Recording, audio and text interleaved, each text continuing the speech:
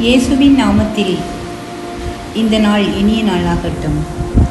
ஆண்டவரே, உமது பெயர் உலகெங்கும் எவ்வளவு வியப்புக்கு உரியது.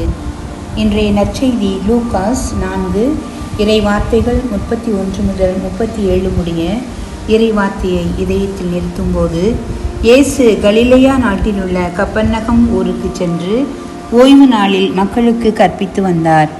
அப்போது அறிவும் ஞானமும் ஆர்வமும் படைப்பாற்றலும் வீரமும் வேகமும் வார்த்தையோடு இணைந்த வாழ்வும் அவரது நடையும் உடையும் எளிமையும் யதார்த்தமும் இயல்பான முறையில் இருந்ததால் போதனையை கேட்ட மக்கள் வியந்து போனார்கள், ஆச்சரியத்தில் அதிர்ந்து போனார்கள் என்று சொல்லுகிறது இறைவார்த்தை.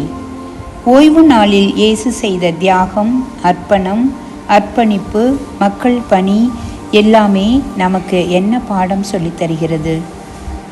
வெளியே போ என்று அதிகாரத்தோடு பேய் பிடித்தவரை பார்த்து அதட்டிய போது பேய் அவரை விட்டு வெளியேறிற்று என்ற இறைவார்த்தை நமக்கு இன்று கற்றுத்தரும் பாடம் என்ன? நன்மை பயக்கும் செயல்களில் செய்வதில் அதிகாரம் அன்பை சுமந்து செல்ல வேண்டும், செயல்கள் கருணையை சுமந்து செல்ல வேண்டும், இதயம் இரக்கத்தை சுமந்து செல்ல வேண்டும், நம் பாதங்கள் பாகுபாடு பார்க்காத பாதையில் பயணம் செய்ய வேண்டும்.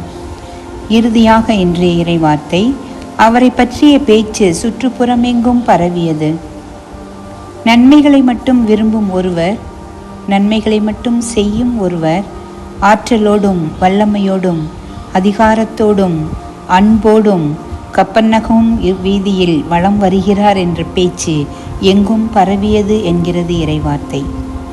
இயேசு கிறிஸ்துவின் வாழ்க்கையை, அவரது வார்த்தையை சுதந்திரமாக பின்பற்ற விரும்பும் நமது வாழ்க்கை பாதையை திரும்பி பார்ப்போமா?